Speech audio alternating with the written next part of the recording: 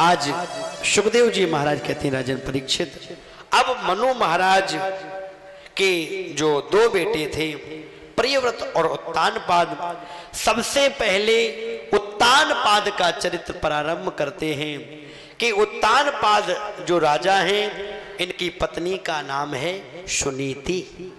और ध्यान देना, सुनीति का मतलब है कि जो शास्त्रों की नीति पर चले वो है सुनीति। दोनों पति पत्नी अपने जीवन का यापन करते हैं, आराम से समय व्यतीत हो रहा है, लेकिन दोनों के जीवन में केवल एक ही कष्ट। भगवान की कृपा से घर में तो कोई कमी नहीं है, अगर कमी है तो संतान की। और एक बात बताएं, दुनिया में कई लोग ऐसे हैं जिनके यहाँ अनाज की कोई कमी नहीं, लेकिन अनाज को खाने वाले की कमी है। और एक समाज ऐसा भी है जहां पर लोगों की कोई कमी नहीं है, वहां अनाज की कमी है। एक दिन सुनीति ने कहा, स्वामी क्यों ना आप दूसरा विवाह कर ले, जो मैं नहीं दे पाई शायद मेरी दूसरी बहन तुम्हें वह प्रदान कर दे। जब कहा, राजा उत्तानपाद कहते, देवी कैसी बात करती हो, दूसरा विवाह मतलब सौत। और एक बात बताएं, शास्त्र कहता है कि सौत तो चून की भी बुरी लगती है। गांव में कोई माताजी थी, अब उन्होंने सुन रखा था कि सौत बहुत खराब होती, अब होती कैसी है देखा नहीं था, तो भगवान से रोज प्रार्थना करें, हे भगवान हमारी भी आ जाए, हमारी भी सौत आ जाए, रोज कहें, लेकिन भगवान ने फिर भी नहीं सुना। अच्छा, कभी कभी होता है, कभी कभी भगवान सुनते भी नहीं है कहने से। अब रोज कहें, लेकिन जब भगवान ने सुना नहीं तो मैया ने कहा, नहीं हमें तो सोता ही चाहिए, क्या करें। तो मैया को एक तरकीब सूझी। मैया ने जब आटा लगाती थी तो जो आटा बच जाता था, आज मैया ने जो बचा हुआ आटा था उस आटे की बड़ी सुंदर सौत बनाई, उसके हाथ पैर सिर सब कुछ लगा के कंप्लीट करके बिठा दिया। और मैया सामने बैठकर कहने लगी, ओहो तू ही सौत है, अरे सौत तेरा तो बड़ा नाम सुना है, आजा मुझसे दो दो हाथ कर ले। बड़ा उससे झगड़ा किया।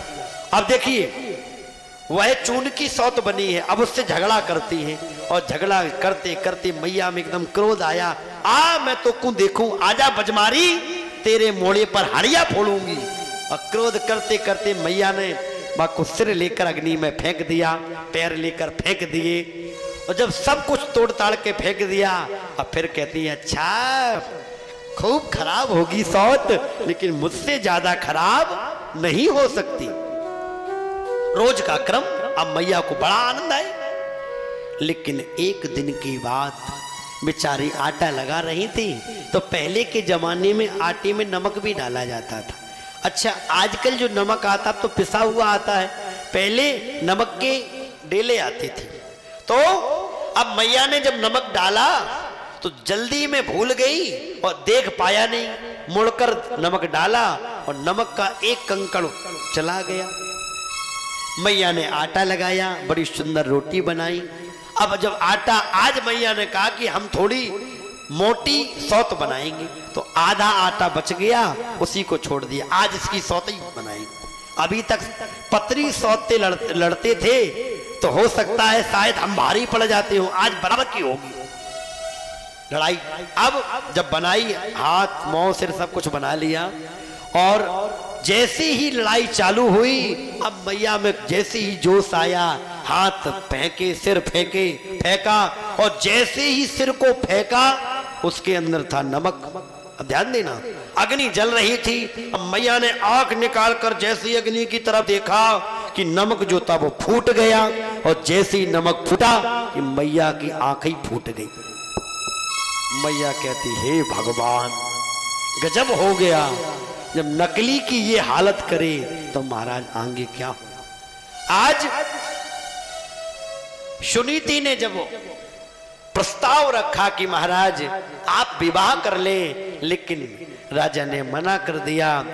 एक दिन की बात, महाराज शिकार खेलने के लिए जंगल में गए और शिकार जब खेलते हैं तो एक वहां के राज्य की राजकुमारी, उसका नाम है सुरुचि, उसे जब देखा तो राजा के मन में भाव जगा, क्यों ना सुनीति रोज कहती रहती थी कि विवाह कर लो कर लो कर लो, क्यों ना इसी के साथ विवाह कर लो। और आज राजा ने गंधर्व विवाह किया, लेकिन नगर में किसी को पता नहीं है, राजा ने विवाह कर लिया। और विवाह करने के बाद जब उस सुरुचि के साथ में नगर में प्रवेश किया तो नगर में चारों तरफ से बड़े सुंदर सुंदर सजावट हो रही है, सुंदर जय जयकार की ध्वनि हो रही है। अब राजा को लगा, हमें लगता है कि हम विवाह करके आए हैं, इसलिए सब स्वागत कर रहे हैं। लेकिन फिर भी पूछे क्या बात है, तो राजा ने पूछा भैया क्या हुआ? तो एक ने कहा महाराज अभी हमें दरबार से सूचना मिली है कि बड़ी रानी जी है वो गर्भवती है। अब राजा ने विचार किया, हे भगवान हमने तो विवाह भी कर लिया, अब क्या होगा? राजा जब उस सुरुचि को लेकर महल में प्रवेश करते हैं, आज माता सुनीति आरती की थाली लेकर और जैसे ही आरती करती है, सुरुचि ने पूछ दिया महाराज ये कौन है? आज राजा कहते हैं देवी ये मेरी बड़ी पत्नी और मानो तुम्हारी बड़ी बहन है, आज से तुम इनको सम्मान देना। सुरुचि कहती है महाराज जब आपका विवाह ही हो गया था तो हमें लेकर क्यों आए? अब हम इस घर में नहीं रहेंगे, या तो इनको रखो या मुझे रखो, दोनों में एक ही रह सकती है, एक म्यान में दो तलवार नहीं रह सकती।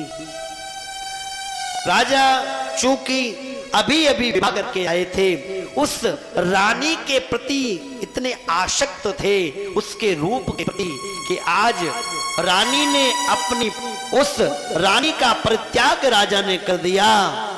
जो रानी हमेशा सुख दुख में राजा के साथ रहती थी, और ऐसे समय में उसने अपनी पत्नी सुनीति का परित्याग किया, जिस समय पत्नी को सबसे ज्यादा पति की आवश्यकता होती है। ध्यान देना, जब गर्भ में कोई संतान हो मां के, तब उस समय सबसे ज्यादा अगर आवश्यकता होती है तो पति की।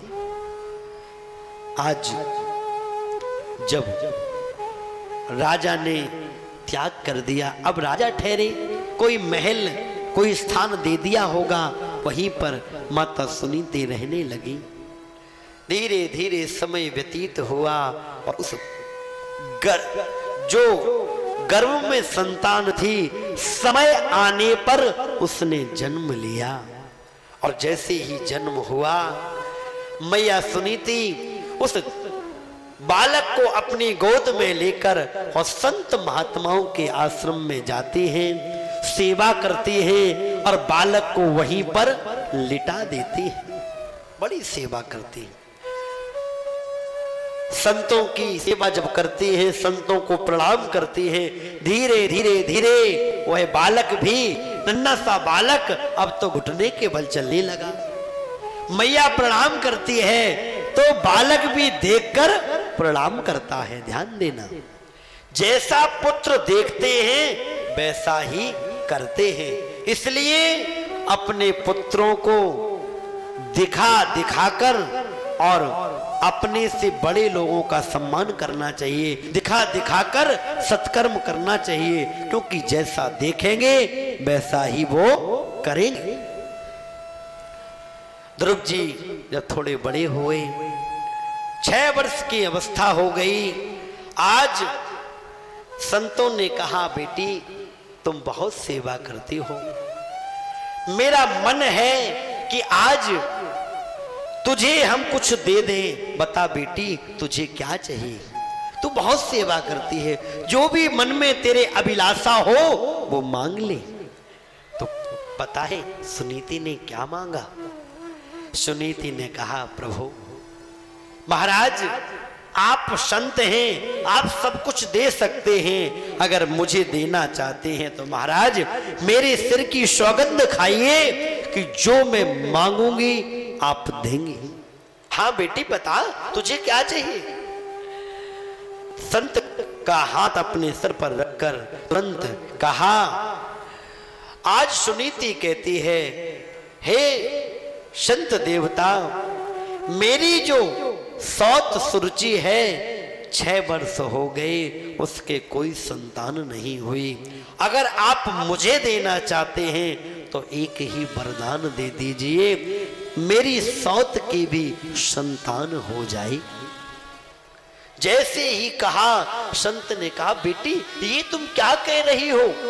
उस स्त्री के लिए तुम कामना कर रही हो जिस स्त्री ने तुम्हें घर से बाहर निकलवा दिया। तो तुरंत आज सुनीति कहती है, प्रभु आप ही तो कहते हैं कोई किसी को दुख नहीं देता, कोई किसी को सुख नहीं देता, जो प्राणी जैसा कर्म करता है वैसा ही फल भोगता है। इसलिए बाबा मैंने कोई ऐसा कर्म किया होगा जो आज मुझे ये दिन देखने पड़े। संतों ने कहा, बेटी अगर तुमने मांगा है तो आज ये संत आशीर्वाद दे रहे हैं कि तुम्हारी सौत की संतान होगी, लेकिन हम तेरे पुत्र को ये वरदान दे रहे हैं, जब तक ये संसार रहेगा तब तक तेरे बेटे का नाम अमर रहेगा, ये हमारा आशीर्वाद है। और संत जब मेहरबान हो जाएं, समय बीता और सुरुचि के भी संतान हुई। उस बालक का नाम उत्तम रखा गया। एक दिन ध्रुव जी ने अपनी मां से कहा, मां ये बताइए कि मेरे पिता कौन हैं? अभी तक कभी भी आपने पिता का परिचय हमें ठीक से नहीं दिया, आखिर मेरे पिता कौन हैं? लेकिन सुनीति विचार करती है कि अगर मैंने ध्रुव को ये बता दिया कि इनके पिता यहाँ के महाराज हैं, तो कहीं बेटा पहुंच ना जाए और कोई इसका अपराध न कर दे, इसलिए ठीक से उत्तर भी नहीं दे पाती। एक दिन ध्रुव जी महाराज को जब पता चला कि आपके पिता यहाँ के महाराज हैं, तो ध्रुव जी से नहीं रहा गया, क्यों ना एक बार पिता को देख लूं, क्यों ना अपने पिता का दर्शन कर लूं। और बालक दौड़ा दौड़ा जब गया, सभा के बीच में महाराज उत्तानपाद सिंहासन पर विराजमान हैं। सिंहासन पर वो तो बैठे हैं, अपने छोटे बेटे उत्तम को गोद में लेकर दुलार कर रहे हैं। ध्रुव जी महाराज सामने से जब गए, राजा उत्तानपाद ने वह रूप देखा तो मन में यह भाव आया, क्यों ना इस बालक को लेकर मैं उठाकर अपनी गोद में बैठा लूं। और जैसे ही अपना हाथ आगे बढ़ाना चाहा, क्योंकि भगवान के जो भक्त होते हैं वह भगवान के समान ही हो जाते हैं।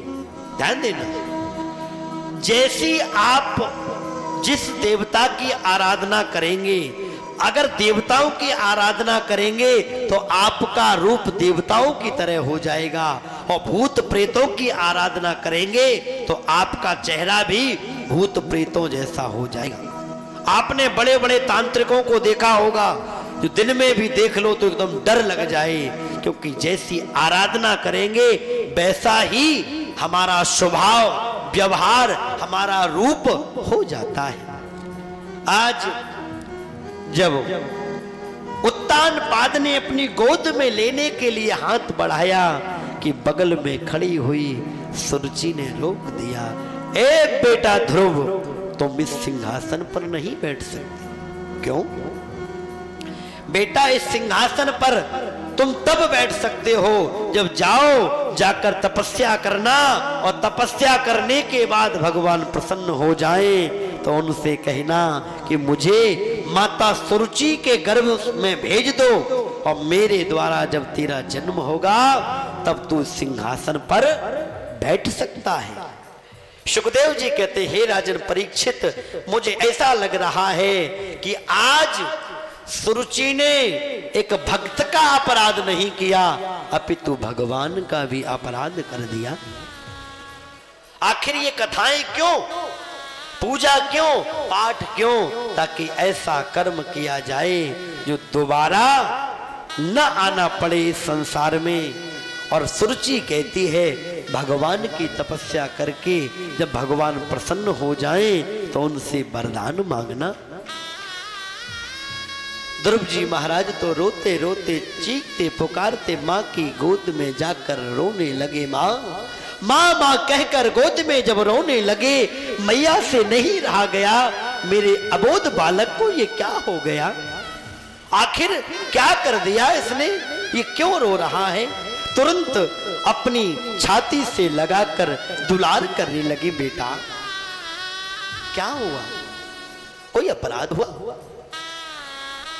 बालक बहुत कुछ कहना चाहता है लेकिन कंठ अवरुद्ध हो गया, कुछ मुंह से निकलता ही नहीं। साथ में जो बालक लोग गए थे उन्होंने अक्षरशः सब कुछ बता दिया। तो देखिए हृदय तो जल रहा है, फिर भी एक भी शब्द सुरुचि के विरोध में नहीं कहा। और आज सुनीति कहती है, बेटा तू हमेशा कहता था कि पिता का परिचय, मैं तो तुझे पिता का परिचय भी ठीक से नहीं दे पाई, लेकिन धन्य है तेरी विमाता ने परम पिता की गोद में जाने का रास्ता बता दिया। बेटा चूकना मत। ध्रुव जी कहते हैं, माँ अगर मैं आपका बेटा हुआ तो एक एक शब्द जो उन्होंने मुझसे कहे उसका बदला लूंगा।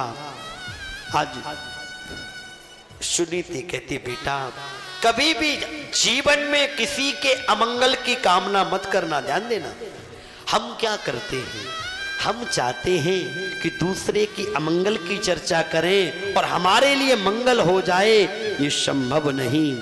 अगर आज आपने किसी की बुराई की तो आपको भी बुराई मिलेगी, क्योंकि बोया पेड़ बबूल का तो आम कहाँ ते होए। हम जब किसी की बुराइयां करने लग जाते हैं तो ये नहीं देखते कितना अच्छा है। एक बार किसी के अंदर दोष दिख जाए तो उसके अच्छे कर्म भी हमें बुरे लगने लग जाते हैं, जबकि ये नहीं। बुराई, आप अगर किसी के अंदर बुराई है तो उस व्यक्ति से दुश्मनी मत करो, लेकिन हम नहीं मानते। आज माता सुनीति से ध्रुव जी पूछते, मां अगर तुम कहती हो कि परम पिता की गोद में बैठने का रास्ता मां ने बताया है, तो ये बताओ वो परमात्मा कहाँ है, वो कहाँ रहता है? कहा बेटा वो कहाँ नहीं है, वो तो हर जगह है, कण कण में है, अणु अणु में है। गोस्वामी जी भी संकेत करते हुए कहते हैं कि वो भगवान तो हर जगह है।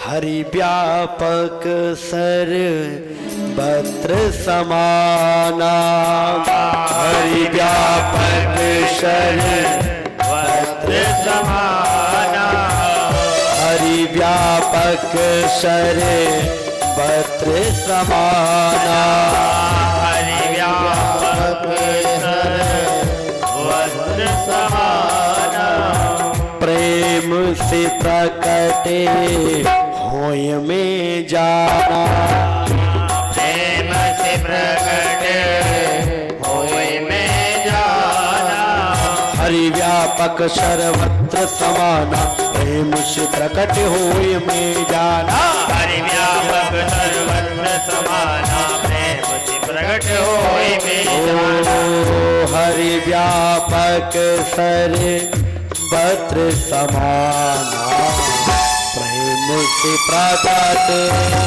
होय में जाना, प्रेम से प्रकट होय में जाना, प्रेम से प्रकट होय में जाना। आज मैया समझाती है बेटा वो कहाँ नहीं है, वो तो हर जगह है, कण में अणु अणु में व्याप्त है। वेवेष्टि व्यापनोति सर्वम जगत इति विष्णु, वो तो हर जगह है, कहाँ नहीं है। आज ध्रुव जी महाराज माँ को प्रणाम करके और भगवान को प्राप्त करने के लिए जब चल देते हैं, लेकिन बगैर गुरु के रास्ता कौन बताए। कहते हैं जीवन में जब तक गुरु नहीं बनाओगे तब तक पूजन पाठ सब कुछ व्यर्थ है। गुरु कर्ण धारम, इसलिए पूजन पाठ करने से पहले अपनी श्रद्धा किसी एक व्यक्ति के ऊपर लगाइए और वही गुरु है आपका। अब ध्रुव जी महाराज जब भगवान की प्राप्ति के लिए जाते हैं, सामने से नारद जी महाराज आ गए और जैसे ही नारद जी ने देखा कि वह उत्तानपाद का 5 वर्ष का बालक और चला जा रहा है, कहा बेटा कहां जा रहे हो। तुरंत बच्चे ने लेटकर प्रणाम किया, महाराज मैं प्रणाम करता हूं। ध्यान देंगे, बच्चों को देखकर यह अनुमान लगा लिया जाता है कि इसके माता पिता कितने संस्कारवान हैं। ध्यान देना, अगर किसी का बच्चा आपको देखकर प्रणाम करे तो समझ लेना कि माता पिता भी संस्कारित हैं, जिन्होंने पुत्र को सुंदर शिक्षा सिखाई। आज ध्रुव जी महाराज प्रणाम जब करते हैं, कहा पूछा नारद जी ने बेटा कहां जा रहे हो। ध्रुव जी कहते हैं कि हम तो भगवान को प्राप्त करने के लिए जंगल में जा रहे हैं। आज नारद जी देख रहे हैं कि जरा देखूं इसका जो वैराग्य है वो किस कोटि का है, क्योंकि वैराग्य तो हम आपको सबको होता है। कब घर में लड़ाई हो जाए बच्चों से, फिर देखो वैराग्य जागृत होगा। अथवा पति पत्नी का झगड़ा हुआ, चल दिए रूट कर, और रूट कर चले और जैसे ही घर से बाहर भी नहीं निकल पाए कि एकदम याद आ गई अपने नाती की या अपनी बेटी के बेटे की। अब वो बच्चा जब तक उसका चेहरा नहीं देखूंगा तब तक तो हमें तो भोजन भी हजम नहीं होगा। और देखिए घर से तमक कर रूट कर चल दिए और चलते चलते मानो स्टेशन तक पहुंचे कि पप्पू की याद आ गई, वो मेरा नाती मेरे बगैर तो रो रो के घर भर देगा। अब 4 बर्तन है घर में खटकते रहते और लौट आते। आज नारद जी देख रहे हैं कि इसका वैराग्य किस कोटि का है, कहीं मरकट वैरागी तो नहीं। कहा बेटा ये बताओ तुम्हारी विमाता ने 2 शब्द क्या कह दिए, तुम इतना बुरा मान गए। अरे बेटे अपने से बराबर के लोगों से मैत्री करो, अपने से जो बड़े हैं उनका सम्मान करो। बड़ा सुंदर उपदेश दिया। लेकिन ध्रुव जी महाराज कहते हैं प्रभु हे नारद जी आपका उपदेश निश्चित ही बड़ा उत्तम है, लेकिन आपका उपदेश टिक नहीं रहा है। क्यों? क्योंकि प्रभु जैसे कोई व्यक्ति गाय दुहने के लिए और छलनी लेकर पहुंच जाए और उस छलनी में गाय का दूध दुहने लग जाए, तो बताइए क्या छलनी में गाय का दूध रुकेगा? नहीं रुक सकता। उसी तरह प्रभु आपके वचन निश्चित ही उत्तम हैं, लेकिन मेरा हृदय विमाता के उन वचनों से बड़ा दुखी है, छल्ली छल्ली हो गया है। जब तक परमात्मा को प्राप्त नहीं कर लूंगा तब तक मैं लौट कर नहीं जाऊंगा। ध्रुव जी को जब देखा नारद जी ने तुरंत कहा बेटा एक काम करो, ये बताओ तुमने गुरु बनाए? तो ध्रुव जी कहते आपसे बढ़कर गुरु कौन होगा। और तुरंत 12 अक्षर मंत्र का मंत्र को दिया, कहा बेटा यहाँ से सीधे जाना, वृंदावन के बगल में मधुबन है, वहां जाकर तप करना, भगवान तुम्हें जरूर मिल जाएंगे। फिर क्या था, ध्रुव जी महाराज सीधे चले गए। इधर राजा को पता चला कि मेरा बेटा जा रहा है, सैनिकों को भेजा जाओ, उससे कह दो कि अब हम तुम्हें अपना बेटा मान लेंगे और तुम्हें 5 गांव दे देंगे, तुम लौट आओ। बालक ने विचार किया कि देखो अभी तो परमात्मा के लिए एक पैर बढ़ाया तो 5 गांव मिल रहे हैं। बालक आगे चला गया तो पुनः सैनिक लोग दौड़ते हुए गए और कहा बेटा तुम्हारे पिता ने कहा है कि वो आधा राज्य दे देंगे। ध्रुव जी विचार करते हैं कि देखो अभी परमात्मा को प्राप्त नहीं किया है, तब आधा राज्य मिल रहा है, और अगर प्राप्त कर लिया तो न जाने क्या मिलेगा। किसी की बात नहीं सुनते और सीधे पहुंच जाते हैं मधुबन के बगल में। जाकर आज वृंदावन के बगल में मधुबन में जाकर पहले यमुना में डुबकी लगाई और जाकर एक संकल्प लिया पूजा का कि आज के बाद हम 3 दिन के बाद और 1 दिन भोजन करेंगे और भजन करेंगे। देखो हम और आपकी तरह कोई भजन नहीं है। क्यों? हमने तो कथा में सुन लिया कि भैया व्रत रहना चाहिए। अब नवरात्रि में हम भी 9 दिन तक व्रत रहेंगे, कुछ खाएंगे पिएंगे नहीं। अब देखो अभी तो कभी एकादशी नहीं रही, अब क्या रहेंगे नवरात्रि में 9 दिन तक व्रत। 1 दिन हुआ कुछ नहीं खाया, दूसरा दिन हुआ चल गया, और तीसरा दिन हुआ तो पता चला कि सेंपई के अस्पताल में भर्ती हो गई। क्या हुआ, क्या करें, तबीयत बिगड़ गई, गड़बड़ हो गया।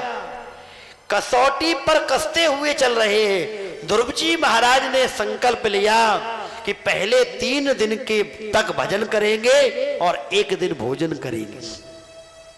और भजन चल रहा है किस तरह, आए हम और आप भी ध्रुव जी के साथ भजन करें। अरे ओम नमो भगवते वासुदेवाय,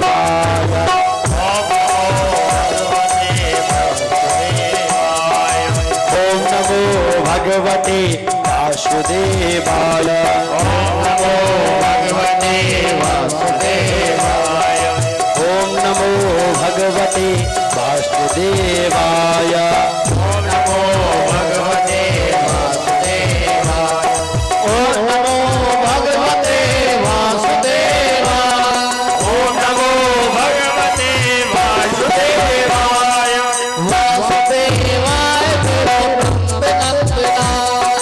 वासुदेवाय मेरो नंद नंदनाय, ओम नमो भगवते वासुदेवाय। ध्रुव जी महाराज भजन करते करते जब 1 महीना बीत गया और जैसे ही दूसरा महीना प्रारंभ की नियम और कठोर कर दिया। अब 6 दिन के बाद 1 दिन पाते हैं और भजन करते हैं। क्या पा रहे हैं? 6 दिन के बाद केवल पत्तों को खा लेते हैं और भगवान का भजन करते हैं। ओम नमो भगवते वासुदेवाय, ओम नमो भगवते वासुदेवाय, वासुदेवाय प्रभु वासुदेवाय, वासुदेवाय प्रभु वासुदेवाय, वासुदेवाय प्रभु वासुदेवाय, वासुदेवाय प्रभु वासुदेवाय, ओम नमो भगवते वासुदेवाय, ओम नमो भगवते वासुदेवाय। हरि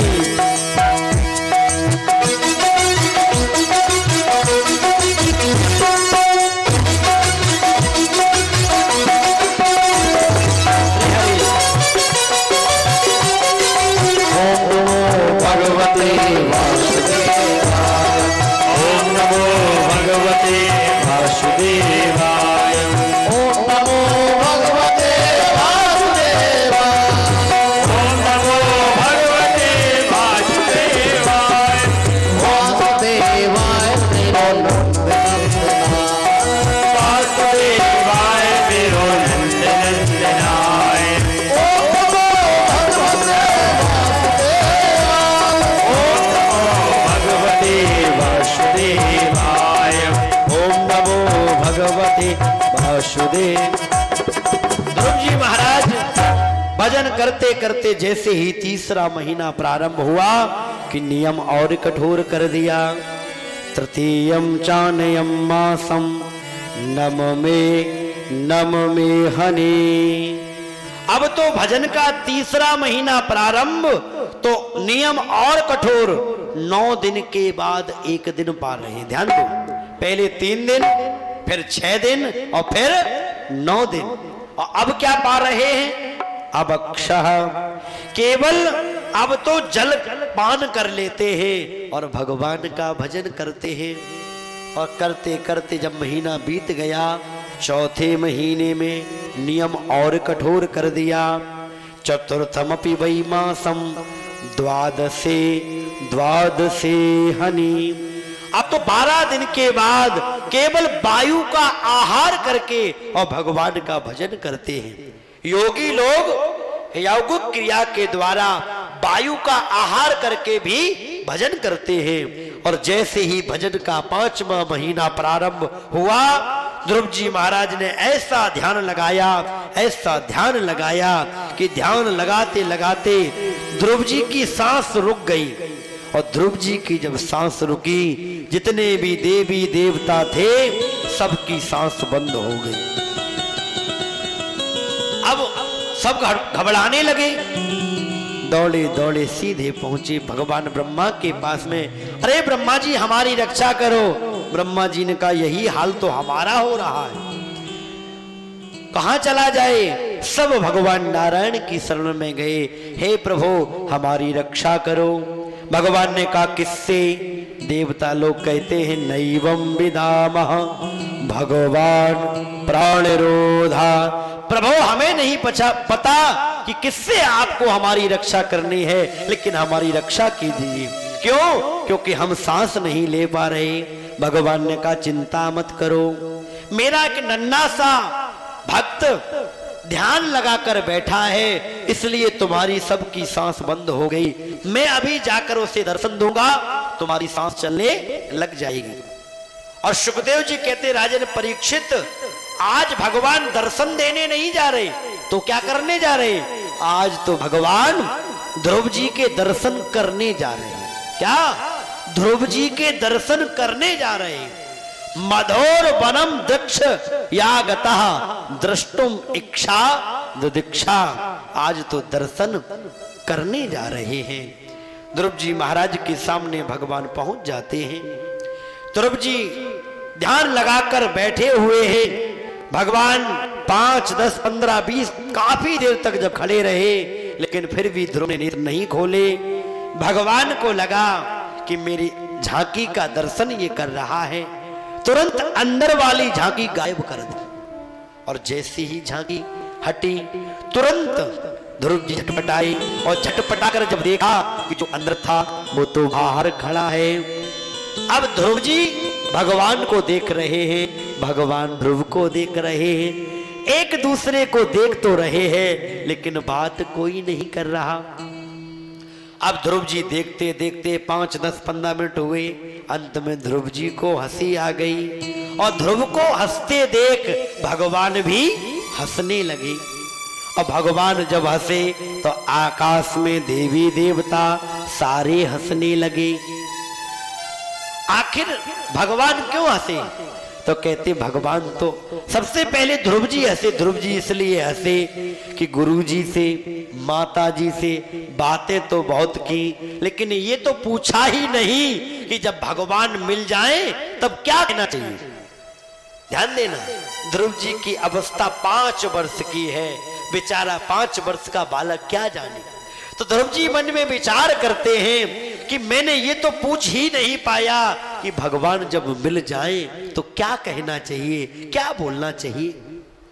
भगवान इसलिए हंस रहे हैं, कितनी देर से इसके सामने खड़ा हूं, ये कुछ कह ही नहीं रहा। आकाश में देवी देवता इसलिए हंस रहे हैं, एक बार हमें मौका मिल जाए तो हम तो मांगने की लिस्ट प्रस्तुत कर दें। प्रभु हमें तो ये चाहिए, ये चाहिए, ये चाहिए, इसलिए हंस रहे हैं। और सुखदेव जी महाराज भी हंसते हैं। सुखदेव जी कहते हैं जब भगवान मिल जाए तो मांगना क्या, क्या मांगना? अब परीक्षित जी इसलिए हंस रहे हैं, गुरुदेव अगर आप न होते तो आज मुझे ये साक्षात दर्शन न होते। और अनेकों संत महात्मा इसलिए हंस रहे हैं, अरे परीक्षित अगर तुझे श्राप न लगता तो इस दिव्य विभूति के द्वारा आज हम भी इस कथा को न सुन रहे होते। इसलिए आज सब हंस रहे। भगवान को लगा बालक कुछ बोलना चाहता है, तुरंत अपने हाथ से शंख लिया और शंख लेकर जैसे ही कपोलों से लगाया, वेद वेदांत का ज्ञान हो गया। कोई आश्चर्य की बात नहीं, भगवान की जब कृपा हो जाए तो गूंगा भी बोलने लग जाता है, लंगड़ा भी चलने लग जाता है। मूकम करोति वाचालम पंगुं लंघयते गिरिम यत कृपातम हम वंदे परमानंद माधवम। मूकम करोति वाचालम, ध्यान देना। एक संत कहते हैं क्या भगवान अपने किसी भक्त को वाचाल बनाएंगे? वाचाल कौन होता है? वाचाल का मतलब जो उल्टा सीधा बोलता हो, अनर्गल बोले। कहते नहीं नहीं, भगवान अपने भक्त को वाचाल नहीं बनाते, भगवान तो अपने भक्त को वाचा अलंकरोति इति वाचाला। फिर वह जो बोलता है वो शास्त्र सम्मत बोलता है, ब्रह्म सम्मत बोलता है। भगवान भक्त को वाचाल नहीं बनाते। तुलसी ने बड़ी सुंदर स्थिति को गाया है। भगवान ने कहा बेटा वरदान मांग लो। ध्रुव जी कहते प्रभु हमें कुछ नहीं चाहिए। भगवान ने कहा बेटा जब तुम आए थे तो मन में भाव लेकर आए थे कि उस गद्दी पर मैं बैठूंगा, इसलिए जाओ आज के 36,000 वर्ष तक तुम राज्य करना और बाद में मेरे धाम को आ जाना। भगवान दर्शन देकर चले गए। ध्रुव जी को ऐसा लगा कि भगवान को प्राप्त करने के बाद मैंने ये नासवान राज्य को मांगा है, लेकिन आज ध्रुव जी महाराज जब जाते हैं, विमाता जो सुरुचि देखना भी पसंद नहीं करती थी, आज नगर के बाहर आरती लेकर खड़ी है। क्यों? क्योंकि जा पर कृपा राम की होई, जा पर कृपा राम की होई, ता पर कृपा करे सब कोई, जा पर कृपा करे सब कोई, जा पर कृपा राम की होई, ता पर कृपा करे सब कोई। जा पर कृपा राम की होई, ता पर कृपा करे सब कोई। श्री राम जय राम जय जय राम, श्री राम जय राम जय जय राम, श्री राम जय राम जय जय राम, श्री राम जय राम जय जय राम। जा पर कृपा राम की हो।